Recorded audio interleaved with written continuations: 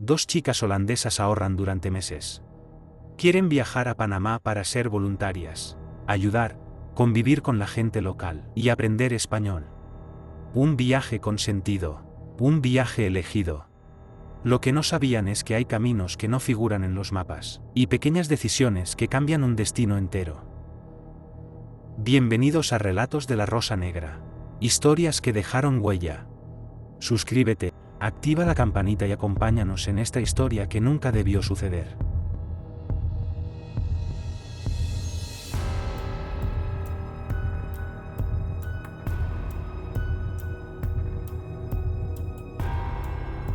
Chris Kremers, de 21 años, y Lisanne From, de 22, crecieron en Amersfoort, Países Bajos.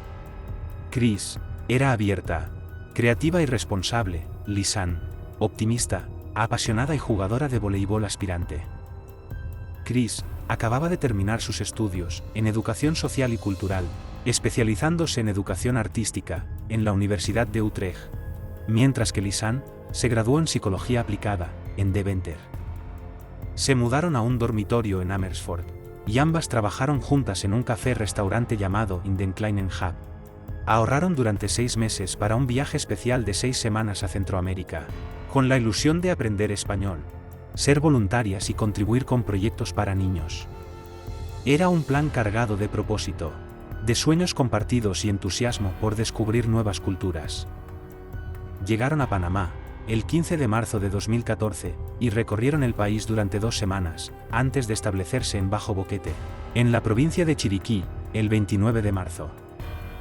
Allí vivirían con una familia local durante un mes, mientras trabajaban como voluntarias con niños. Emprendieron una caminata, cerca de los bosques nublados que rodean el volcán Barú, por el sendero El Pianista. Desde el hotel hasta el inicio del sendero, se subieron a un taxi. Las chicas tenían la intención de explorar, disfrutar de la naturaleza y sumergirse en la belleza del lugar. Comenzaron a subir la colina, a lo largo de la cual, el camino se eleva gradualmente hasta la línea de la divisoria continental. En un día despejado, desde la altiplanicie, se pueden ver ambos océanos, el Pacífico y el Atlántico, extendiéndose hasta el horizonte. La neblina ligera se arremolinaba entre los árboles, mezclándose con la humedad del aire. El canto intermitente de aves completaba la sensación de aislamiento, mientras la selva parecía envolverlas con su presencia silenciosa y densa. La ruta tiene una longitud de unos 4 kilómetros, y se recorre de ida y vuelta en unas 3 o 4 horas, popular entre los senderistas. Todo parecía normal y prometedor. Sin embargo, la espesura del bosque parecía contener algo distinto. Algo que dejaba entrever que la ruta no sería como imaginaban. Tras subir hasta la altiplanicie, y admirar los océanos desde la altura, Chris y Lisanne continuaron por la senda, adentrándose cada vez más en la jungla. El camino, cada vez más estrecho y cubierto de vegetación, parecía envolverlas entre sombras y sonidos desconocidos. No está claro si se desviaron de alguna marca o bifurcación, pero pronto se dieron cuenta de que el sendero por el que habían llegado no les conducía en la dirección por la que supuestamente les debía llevar. La luz del día comenzó a menguar, y la selva adquirió un aire diferente, más denso y silencioso. La bruma ligera se hacía más notoria, y las formas de los árboles y arbustos se confundían unas con otras. Con cada paso, el paisaje familiar del mirador se desvanecía, y sin darse cuenta, se encontraban más aisladas, caminando entre la espesura mientras la tarde avanzaba hacia la noche. La claridad que acompañaba su excursión desaparecía, y la jungla cobraba un ritmo propio, incierto y misterioso. La oscuridad se acercaba y la sensación de desorientación aumentaba. Los senderos que habían visto desde la altiplanicie parecían ahora un laberinto, y cada decisión sobre por dónde continuar pesaba más que la anterior. Al día siguiente, 2 de abril, algo ya no estaba bien. Chris y Lisanne no acudieron a la cita que tenían con un guía local. Sus padres, acostumbrados a recibir mensajes diarios de sus hijas, empezaron a sentir un vacío inquietante. Los teléfonos permanecían silenciosos.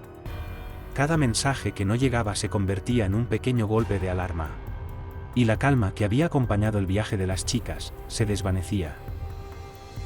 Las horas pasaban lentamente, La selva alrededor de Boquete, hermosa y silenciosa durante su caminata, ahora parecía un laberinto insondable. Desde lejos, nadie podía imaginar el rumbo que habían tomado, y cada minuto sin noticias hacía crecer el peso de la incertidumbre. Las familias, angustiadas, comenzaban a comprender que algo estaba fuera de lugar, que la rutina de los mensajes había sido interrumpida sin explicación. A medida que la tarde avanzaba, la preocupación se transformaba en miedo.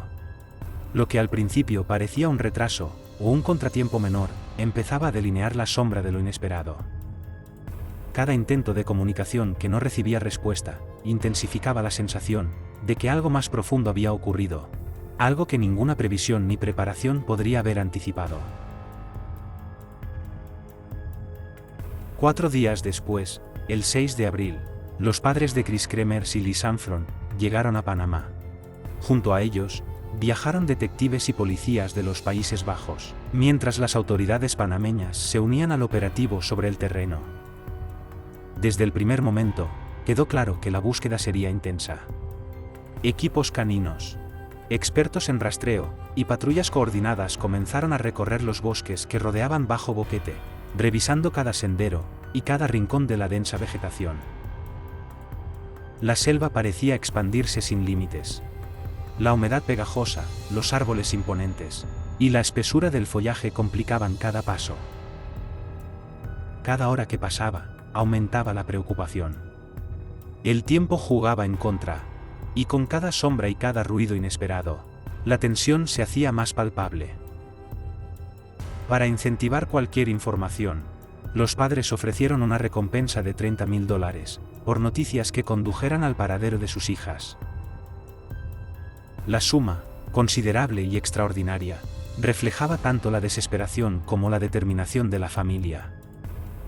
Cada miembro del equipo sentía la presión de la responsabilidad, encontrar a las jóvenes, antes de que la oscuridad de la jungla y los días que pasaban, hicieran que la esperanza se desvaneciera.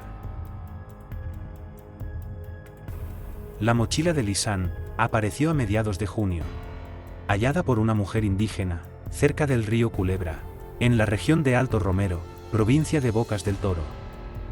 Entre sus pertenencias había pasaportes, dinero, cámaras y un teléfono, junto con ropa que aún se conservaba en buen estado.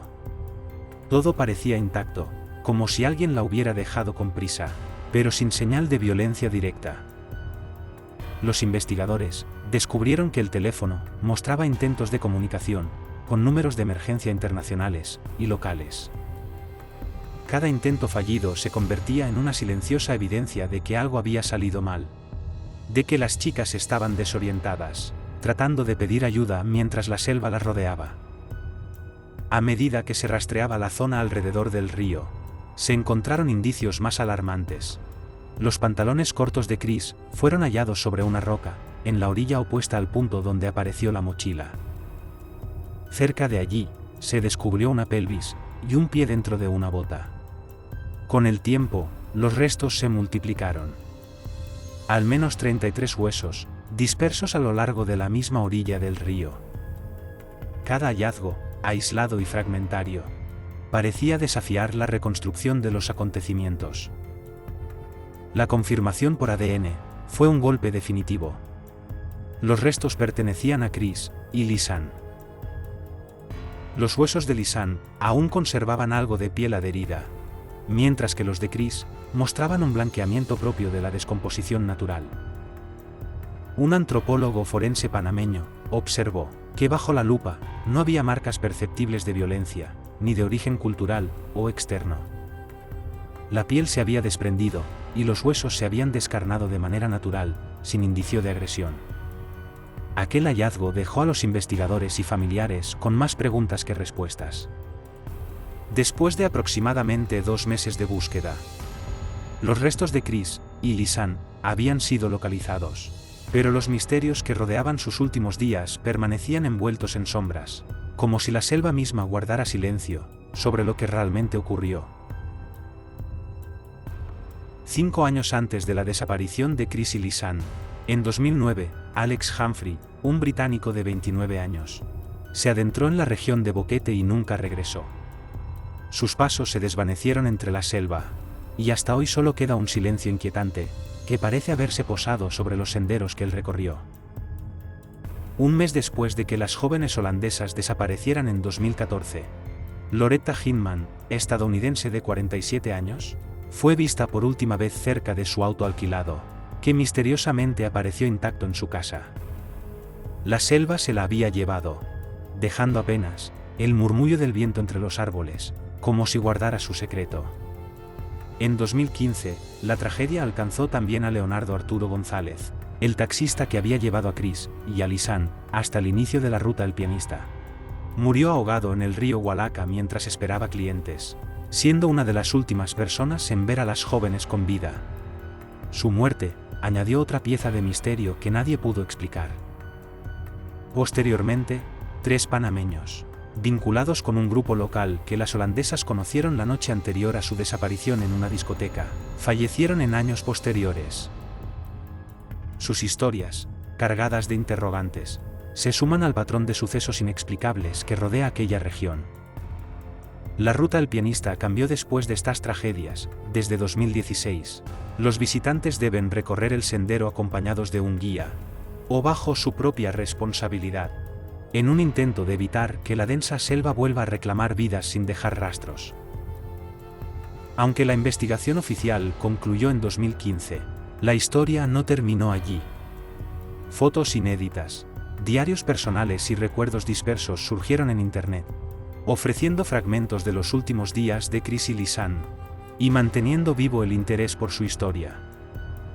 Podcasts recientes y reportes de medios exploraron posibles escenarios, incluyendo la hipótesis de que un grupo local conocido por las chicas la noche de la discoteca podría haber tenido algún papel en los hechos, aunque nunca se confirmó oficialmente.